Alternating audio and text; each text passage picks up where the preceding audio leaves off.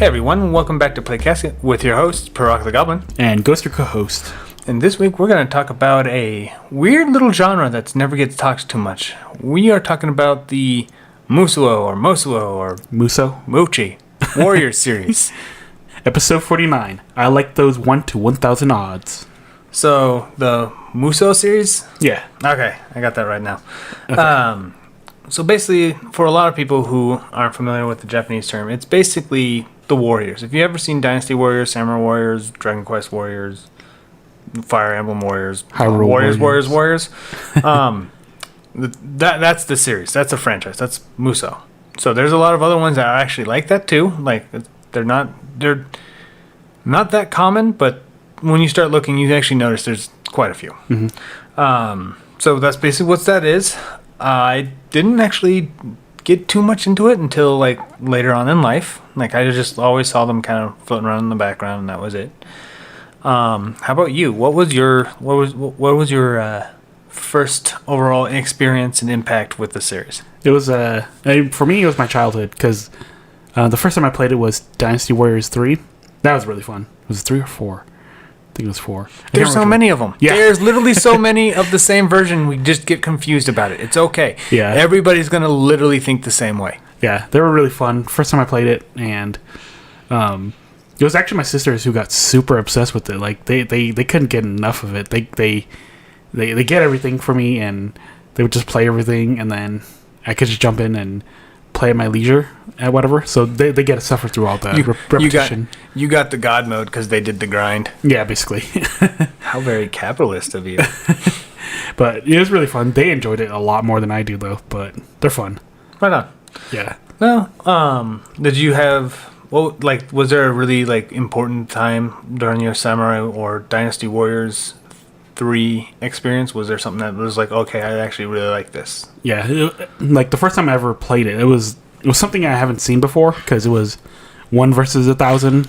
Yeah, on screen. Yeah, maybe it was like 40 to 50 characters that I could render at a time. But yeah, at the time, I remember during the Wii era, there was a lot of argument about how good those games are on other systems that aren't on the Wii, therefore they're just magically better and all that. So, like, I remember hearing that a lot, but I didn't really do too much. In fact, my first experience with one of these Musou games is actually Sengoku Basara from Capcom. Oh yeah, I almost forgot about that. Well, everybody does. Even Capcom forgets about it sometimes.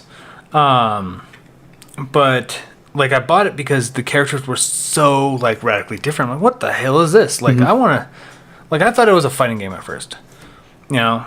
And I was like, I'm gonna go ahead and try it out. And then I found out, oh, it's one of those Warriors games. Okay, so I just rolled with it and I started trying it. I tried playing it out.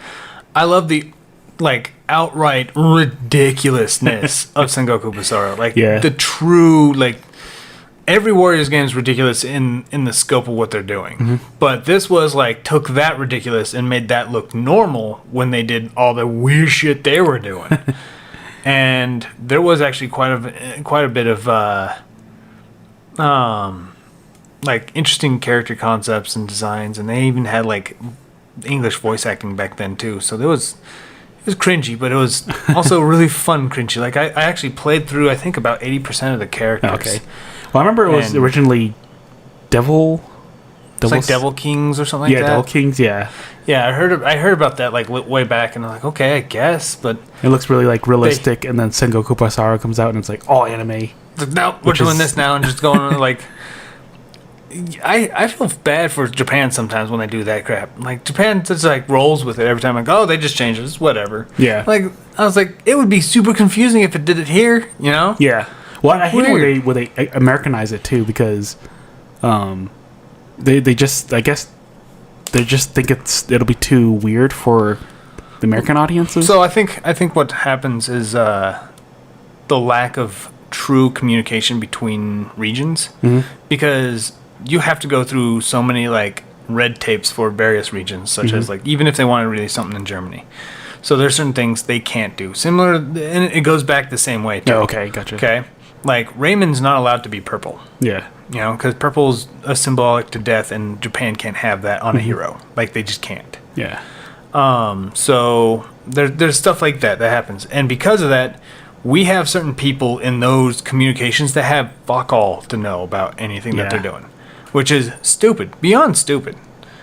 And they're just like, well, just do this and this then, because that's how I understand it. Sengoku understand that. Yeah, he looks like a devil, and he's probably a king. So let's call it Devil Kings. Yeah. They're wearing a bunch of horns and they're crowns. So they're a bunch of kings. So, but they have horns like the Christian depiction of demons. So they're devils. They're devil kings.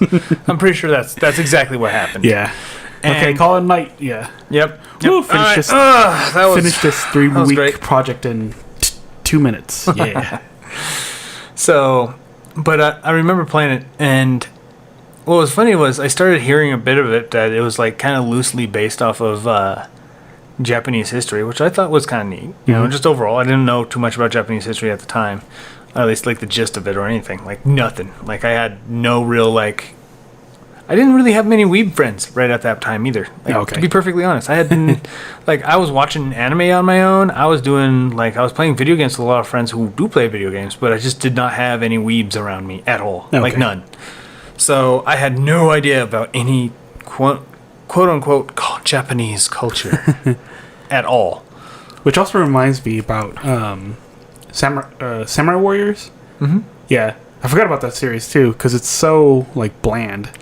Well, I'll actually get into that because after I talk about that, I thought Nobunaga like damn near destroyed Japan because of Sengoku Basara. Like just to completely almost obliterate. Like Japan barely survived for some reason that happened after the story of Sengoku Basara because of how loosely they played with the history. Mm-hmm. It wasn't until I actually played another game on the Wii was Samurai Warriors 3. And I didn't play it as much. Like it felt more rigid. It felt more bland when you are coming off of Sengoku Basara. Mm-hmm. Like there is a difference. The reason why I bought it because I wanted to try out the Muramasa Castle mode that they had with Takamaru. So I tried that and I was playing it. I didn't get to play it too much because it felt sluggish, but because of how in like just over the top storytelling and the character designs and everything else, the more realistic approach, and they still like play.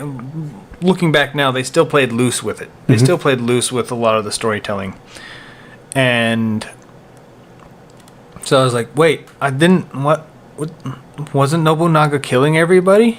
Why is Ieyasu not? Why is he a friend? Like it was just like it was conflicting with what I knew before. I'm like, I thought Ieyasu was a good guy, and Tadakatsu Honda or something like that, and like was like heavy and like was gonna be like this big burly man, and I was like, I have no idea what's going on anymore. It wasn't like later on, like I didn't play them, but they were kind of in my orbit a lot. Like I kind of knew where they were. Like there's some more Dynasty Warriors and stuff. It wasn't until later, until I started playing like Hyrule Warriors and Fire Emblem Warriors and stuff like that, that I started like looking back at the Samurai Warriors I played and stuff and figuring out that there was a lot more to that. Mm-hmm. And I started doing research, like actual history research on it and stuff. I'm like, oh, there's a lot more weirdness going on in this shit. And actually it kind of blows my mind that like at one point in time, while we were having Cowboys and Indians and like doing all this other weird shit, Japan is literally over there blowing each other up and building castles out of wood in like fucking a week. Yeah. The concept right there. We were robbing trains from their gold. They were burning down castles and building them like they were fucking Legos. Yeah. Like at the same time.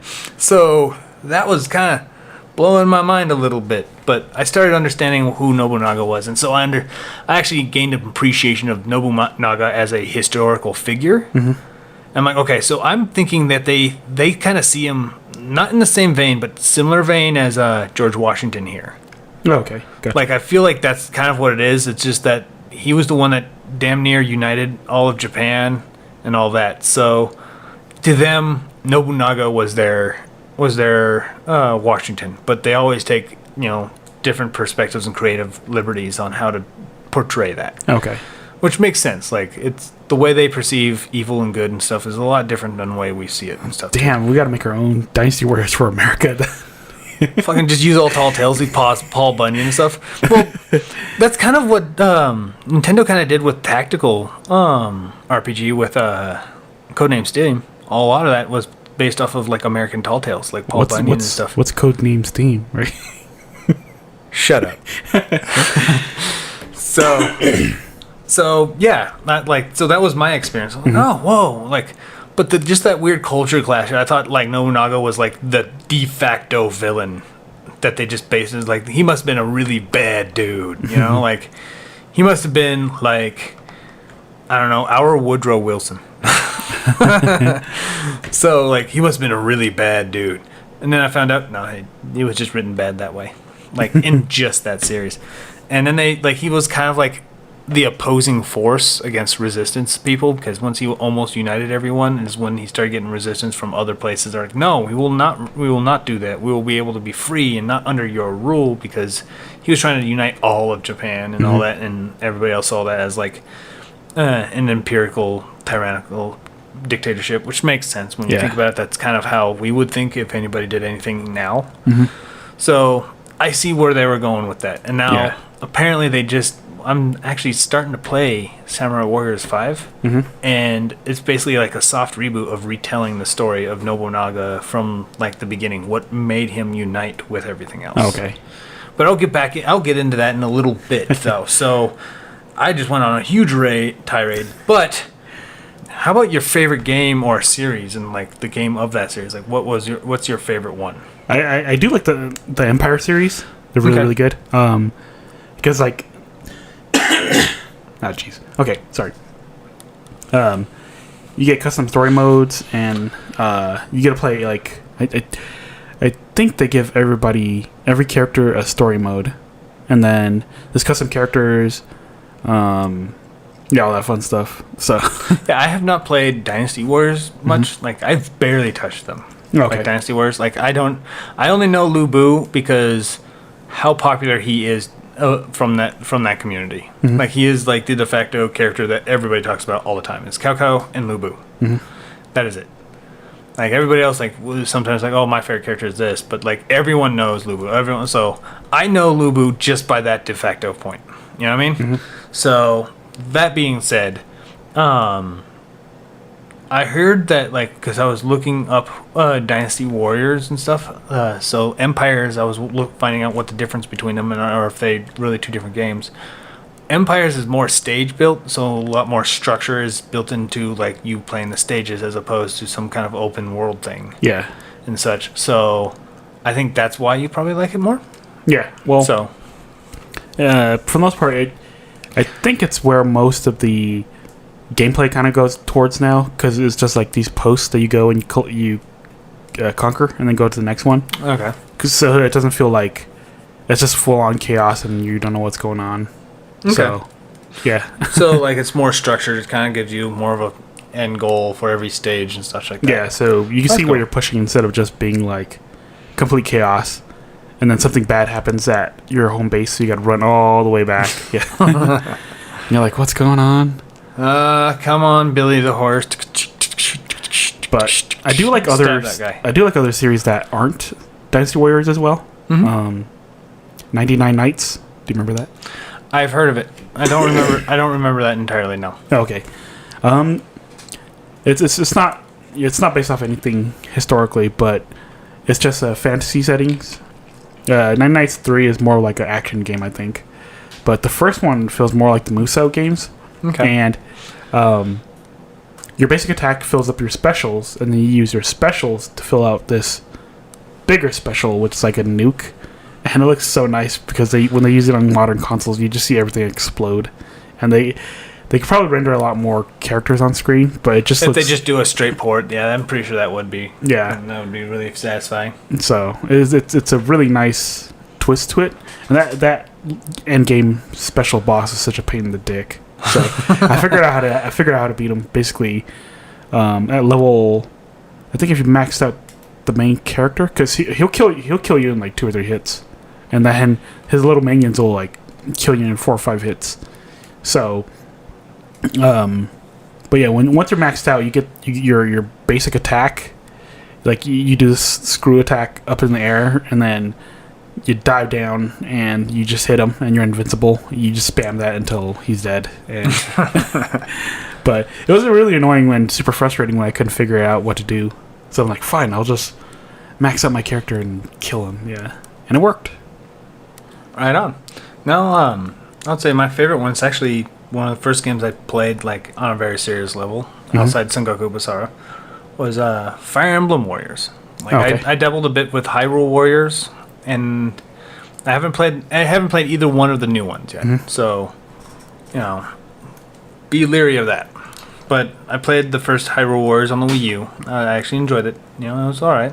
So I gave Fire Emblem Warriors a go while everybody else was playing basically Mario Odyssey, right? And I liked the fact that it was not like trying to take itself too seriously with a story that doesn't like it wasn't a story about. They did the cheesy story of everybody's merging into this one world, some unique set problem that we gotta solve type nonsense. But overall, like they did a lot of characters from Awakening, which I think they could have done a couple more from various other games, but obviously Awakening's number one. I was hoping to see more other characters from like previous games, maybe in the sequel, which we also didn't get because Three Houses was so popular. But I like the mechanics of being able to like micromanage some of the characters, go certain ways, and attack certain things, which I don't recall seeing in a couple of the older games I've played. And even Hyrule Warriors didn't really have that, like not into that particular level. Like everything else was like kind of dungeony stuff. Oh, you discovered a new weapon. Here's this, blah blah blah. And I really like that. I really like that structure. I had far more control of like some of my companions and such when I don't want to really play them and try to push them into some area so they can fight those. But every time I like swap over to another character, they just like, I'm gonna go ahead and run down the map again for no particular reason whatsoever. And I have a problem with that. But with more control, I was like, awesome. I was really stoked about that. And it was probably one of the only Warriors games I played all the way through. Okay. So like at least the Omega Force Warriors games. I played Sengoku Basara all the way through as well, but ever since then, that was basically it. Okay. So that was my favorite. What about your least favorite? 7, 8, and 9 is usually when I kind of fell off. Okay. I know 8 and 9 was, especially 9 was, they just didn't really give a shit anymore. Like, or at least it kind of seemed like Koei Tecmo didn't want to do it anymore. Oh, that's when they started doing other things too, like licensing. They started doing licensing, and they were actually like garnered a lot of goodwill with people doing the Hyrule and Fire Emblem Warriors. Yeah, and people were like, "Wow, these are awesome!" And they also apparently did Dragon Quest as well. Yeah. The problem is though, it's like, how long can you keep this up? That's kind of the question too. So, well, also you gotta wonder like what mechanics are they're not allowed to mess with to bring into the Dynasty Warriors and stuff like that. Yeah, like there's some things that they're not allowed to actually do because Nintendo's like, we just helped create this bit. This should be exclusive to this bit. Yeah, like I can see that happening. So I almost forgot about the Gundam ones too. Yeah, those Gundam ones. Like it's kind of weird how like Bandai guards it with like they guard it like in a dungeon because you never see I barely see any Gundam games on Nintendo consoles. I barely see any Gundam games really much of anywhere. I mean, they like probably in Japan. Yeah, there was already like Super Robot Wars and all that nonsense and stuff, but not very much else like that. Yeah, like at all. And that's kind of crazy. I think it's mainly because they want to protect like the lucrativity, that's a word. Lucrative.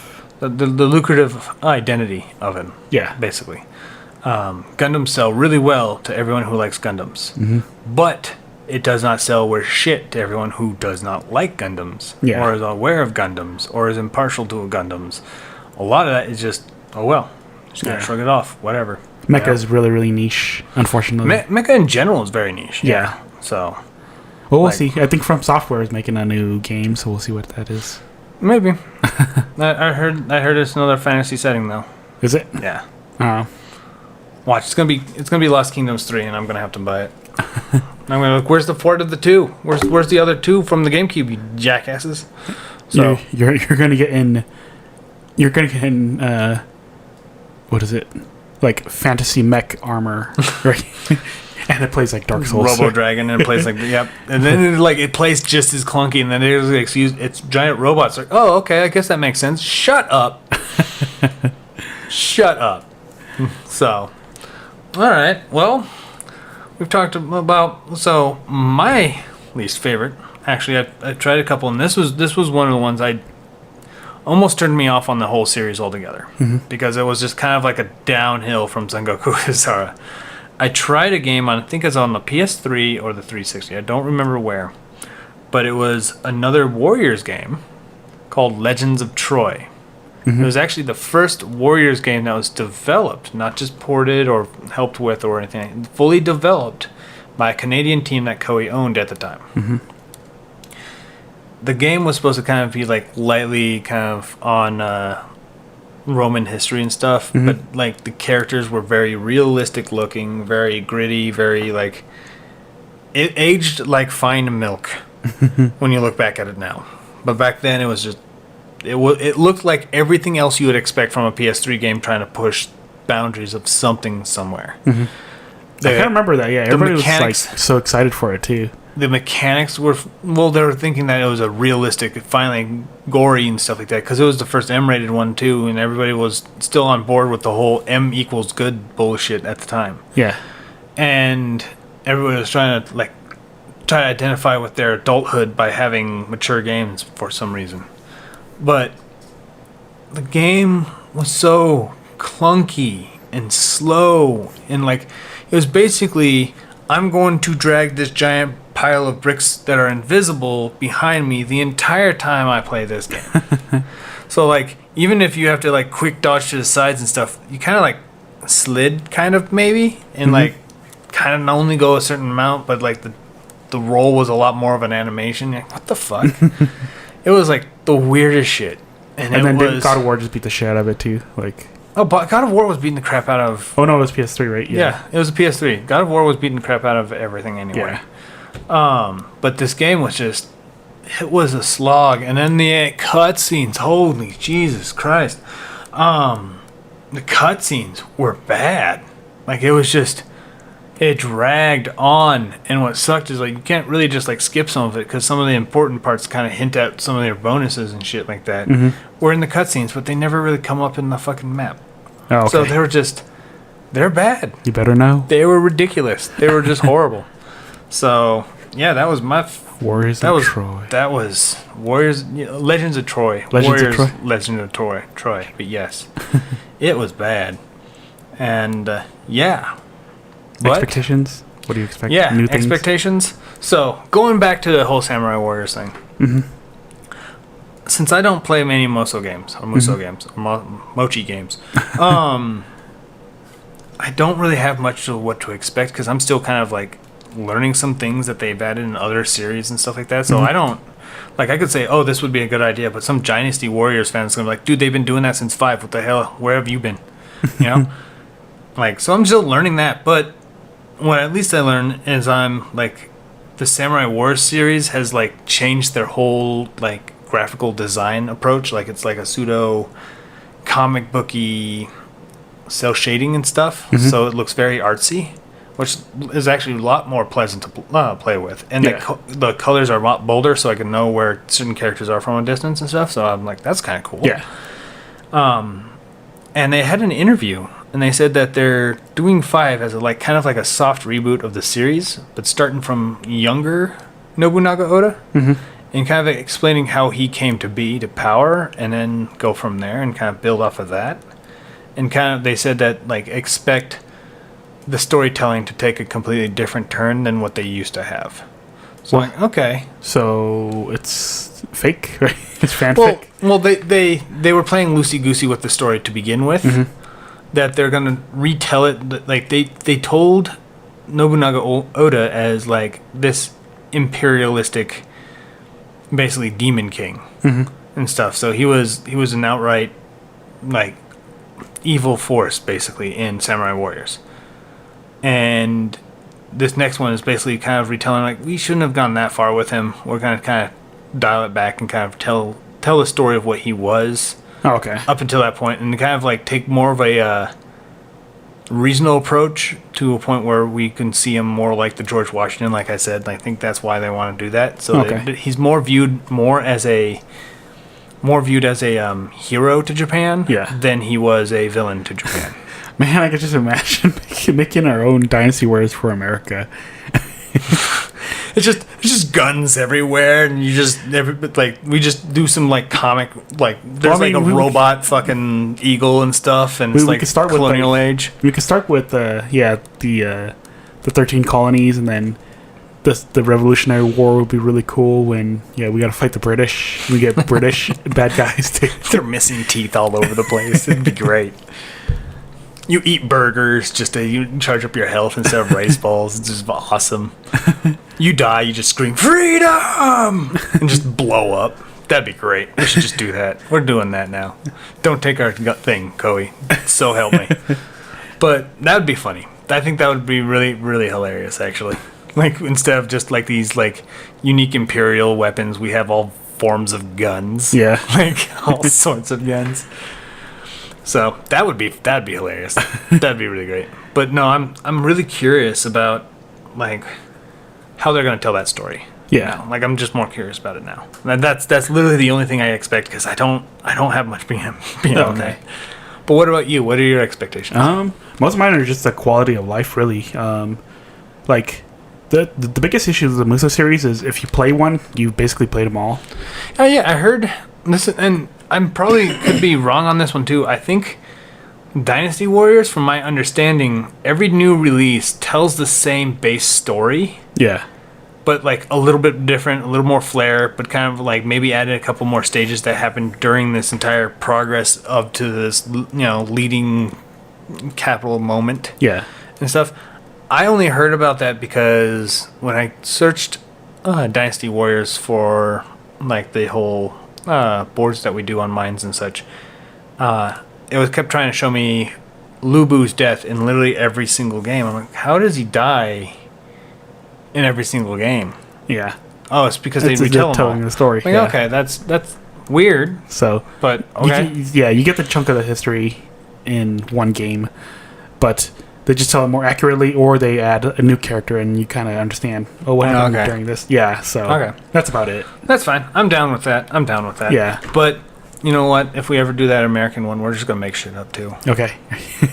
It's gonna be hilarious. It's gonna be great. We're gonna have mechs and all sorts of crap. It's gonna be great. So, anyway, yeah, that's the only expectations you have of your future of the Mosou games. Better AI. Holy shit. That's like no. Yes. It's just all dumb. Just be dumb help. all the time. I'm under attack. Oh no, my base is under attack. Help! I'm under attack. You're like, come on. Although the funny thing is too, though, if you want good weapons, just play on the hardest difficulty because you don't have to worry about like you'll die in like 2 hits. But on the other end, your teammates will never die because they're so dumb. They just pumped them full of health, so you can farm weapons. You can farm the hardest weapons on the hardest mode. So yeah, just turn everything to hard mode and die a couple times. Maybe a good rare weapon will drop, and then you just go back like one difficulty setting. You didn't know that you were going to get cheat mode at the end of this video, huh? So you should have a very clickbaity.